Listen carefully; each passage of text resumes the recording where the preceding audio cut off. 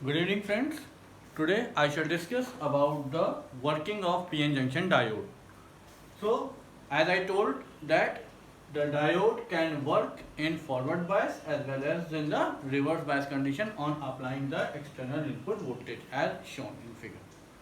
अब इसकी वर्किंग समझने के लिए सबसे पहले हम आते हैं फॉरवर्ड बायस कंडीशन पे। फॉरवर्ड बायस कंडीशन कब बनेगी? जब हमने डायोड के प्लस सिरे को बैटरी के प्लस सिरे से और डायोड के माइनस सिरे को बैटरी के माइनस सिरे से कनेक्ट कर दिया और हम अब एक्सटर्नल इनपुट वोल्टेज को in the steps of 0.1 volt हम इसको बढ़ा रहे हैं। जैसे जैसे हम इस एंड सो ऑन जैसे जैसे हम इस एक्सटर्नल इनपुट वोल्टेज को बढ़ाते जाएंगे वैसे वैसे क्या होगा, यहाँ पे मौजूद पॉजिटिव चार्जेस जो हैं इसमें इस डायोड के प्लस टर्मिनल पे मौजूद पॉजिटिव चार्जेस जो हैं they will repel towards the junction. ये जंक्शन है हमारा। अब ये जितना पॉजिटिव चार्ज है वो जंक्शन की तरफ रिपेल होगा। जैसा कि आप जानते हैं कि positive charges attract each other, repel each other, where opposite charges attract each other. तो यहाँ से जब ये प्लस वाला आया प्लस चार्ज पॉजिटिव टर्मिनल की वजह से, तो यहाँ पे जितने भी मौजूद होल्स हैं वो सब के सब जंक्शन की तरफ मूव करने लगे। वेयर एज यहाँ पे मौजूद इलेक्ट्रॉन्स जो हैं वो भी जंक्शन की तरफ मूव करने और इसके होल्स इधर की तरफ और ये इलेक्ट्रॉन्स जो हैं इधर की तरफ मूव करने। Why so? Because positive charges repel each other and equal charges attract each other. तो क्या होगा, ये जो पॉजिटिव चार्ज है जो वो they will start moving towards the junction. अब जैसे ये जंक्शन की तरफ मूव करेंगे जैसे देखिए तो यहाँ पे मौजूद ये जो डिप्लीशन लेयर है ये वैल्यू क्या होगी, धीमे धीमे धीमे धीमे धीमे धीमे धीमे धीमे धीमे धीमे कम होना शुरू हो जाएगी like this due two electron hole recombination. Depletion layer की वैल्यू धीमे धीमे धीमे धीमे जो पहले अभी तक अगर इसके पहले डिप्लीशन लेयर की वैल्यू W थी तो अब जो है ये हो गई W dash, that has been reduced. अब जैसे और इसमें से कुछ मेजॉरिटी कैरियर जो है वो इस जंक्शन को क्रॉस करेंगे और यहाँ से बैटरी के अपोजिट टर्मिनल पे आ जाएंगे।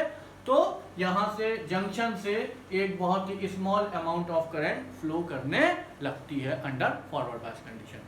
जैसे जैसे हम इस इनपुट वोल्टेज की वैल्यू को बढ़ाते जाएंगे वैसे वैसे यहाँ ड्यू टू ये डिप्रेशन लेयर की वैल्यू कम होती जाएगी और जंक्शन से बहने वाली करंट की वैल्यू धीमे धीमे धीमे धीमे धीमे धीमे बढ़ती जाएगी।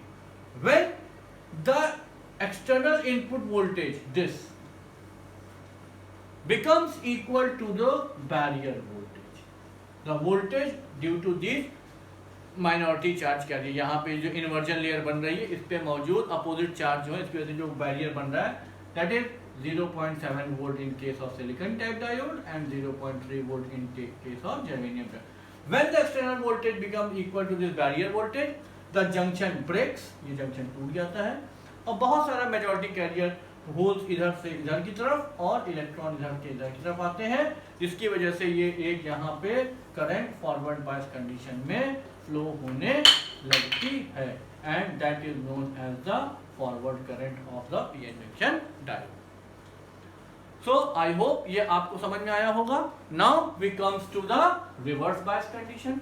रिवर्स बायस कंडीशन में हमने क्या किया, हमने डायोड के प्लस सिरे को बैटरी के माइनस से, डायोड के माइनस सिरे को बैटरी के प्लस सिरे से जोड़ दिया तो जो कंडीशन बनी वो रिवर्स बायस कंडीशन।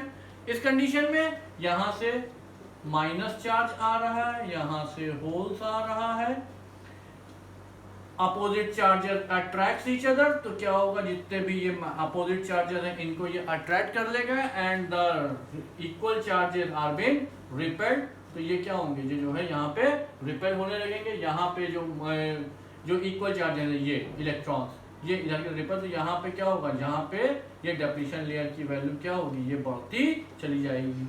तो पहले डिप्लीशन लेयर की वैल्यू W थी, अब ये क्या होगा W डैश हो गई।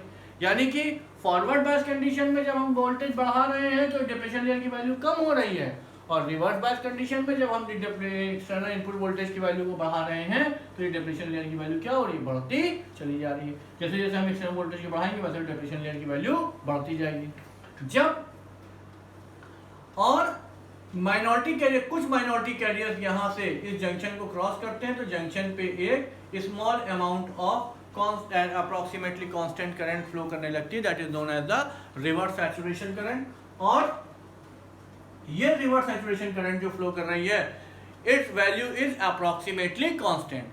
जैसे जैसे हम इस इनपुट वोल्टेज को बढ़ाते जा रहे हैं, जैसे 1 वोल्ट, 2 वोल्ट, 5 वोल्ट, 10 वोल्ट, हम ऐसे बढ़ाते चले जा रहे हैं, तो वैसे वैसे इस रिवर्स सैचुरेशन करंट की वैल्यू बहुत कम बढ़ रही है, बहुत कम, अप्रॉक्सीमेटली कांस्टेंट है।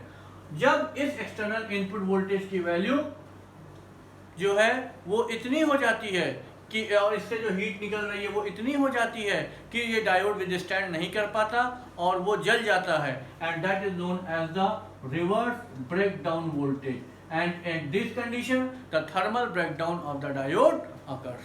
So we can say that under forward bias condition the diode behave as a switch, कि जब तक इसके क्रॉस वोल्टेज 0.6 या 0.2 volt, when the voltage external input voltage is 0.6 volt, that is below the breakdown voltage, then it will behave as a closed or open switch. जब external input voltage, when external input voltage becomes equal to or greater than or equal to breakdown voltage, then it will behave as a closed switch. We can say that when V is less than the breakdown voltage, then it will behave as open switch, and when V is greater than or equal to breakdown voltage, then it will behave as a closed switch under forward bias condition. So I hope अब आपको ये working diode की forward bias और reverse bias condition में समझ में आ गई होगी। Thank you.